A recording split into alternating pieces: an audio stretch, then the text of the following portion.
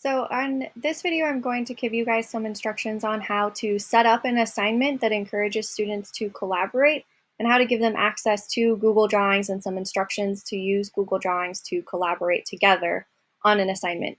So this is kind of a silly assignment. It's called the Absolute Monarch Barbie. Students are doing some goofy things, but ultimately learning about what are the characteristics of an absolute monarch ruling in Europe in kind of the 1700s as we see the rise of absolutism. So I'll walk you through a little bit of what's included on this assignment and give you guys a breakdown of how students are going to be collaborating and the systems that I'm going to set up for students to use to collaborate, mostly using Google Drawings. That'll be our focus for collaboration on this assignment.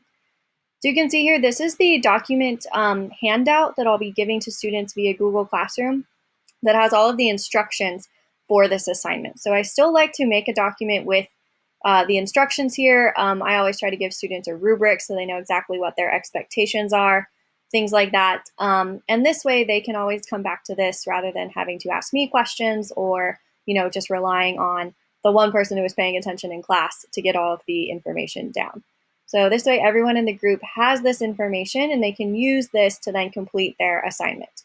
So here we've got the instructions about, they are working in groups and they are going to be assigned one of the absolute rulers from a list here.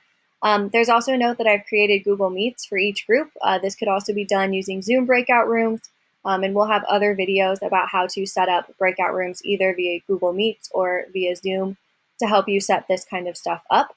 And then it also says here in step number 2 that students will open the Absolute Monarch Barbie body outline, try to say that 3 times fast, that's a Google drawing, and that's going to be the document that they share and collaborate on. And that way they'll all have access to this and they'll all be able to contribute to creating this Absolute Monarch Barbie. And then I've got just more info on the things that they need to have on their drawing and on their shared document, the rubric of what their expectations are, and then just some basic notes and information about some of these absolute monarchs that we will have gone over in class and that they will be reading about during that week. And then down here, this is where we have more information about how students will be working together and collaborating on this document. So right here, I've put a link into my document that gives them access to this drawing that I've created that is the outline of their Absolute Monarch Barbie. And then here's where I would put my Meet links, but we'll save that set of instructions for another time. But this is where they could get online to a digital meeting and work together there as well. But ultimately, they'll just need this document, and I've got it open here to kind of go over and give you guys an example of how students can work together on a Google Drawing.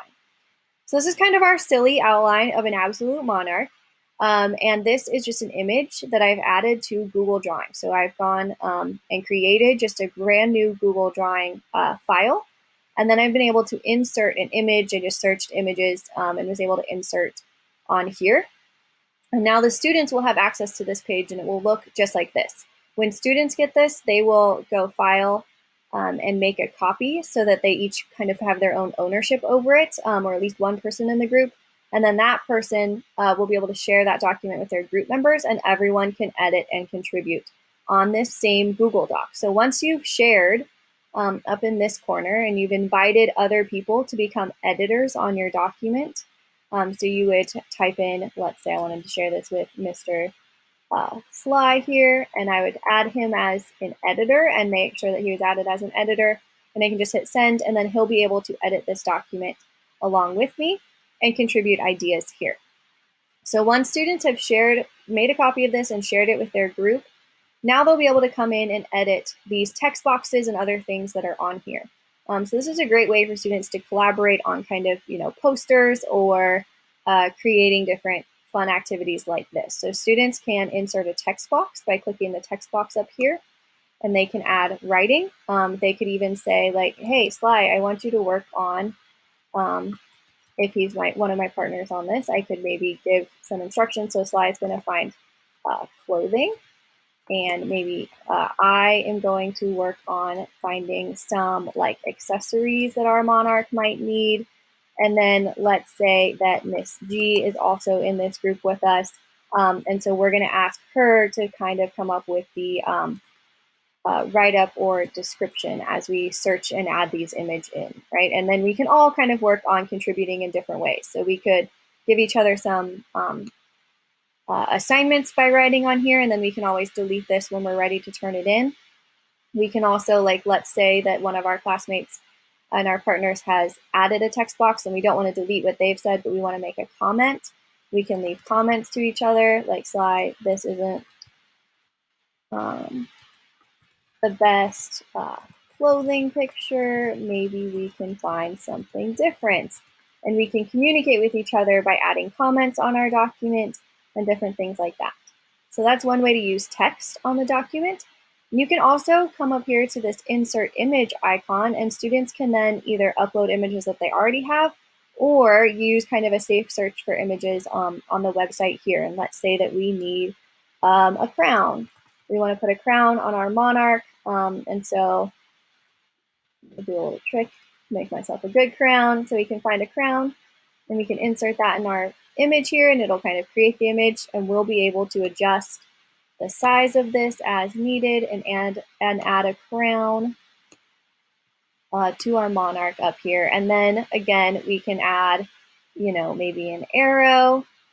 This is something students are really, really good at this. You won't have to know all of these tricks here, but they can put an arrow and then put a description box of why they're wearing this crown and what the crown represents. And we can go from there. And so it's a great way that students can all be working on this document at the same time, and contributing and kind of having fun and communicating using the comments or just by typing directly on the document. And then ultimately, students are able to turn this in on Google Classroom, and they can present their finished product to the class and make sure it gets turned in if it's being graded or anything like that. So this is a really great resource for collaboration. Students are honestly very, very good at this, and they're able to kind of run with this once you've got it set up for them. So they'll be able to know, how to put in a text box and an image and all of those things, and they come up with some fantastic digital designs and things like that. So always reach out to the students too if you need some help maybe getting a Google Drawing set up.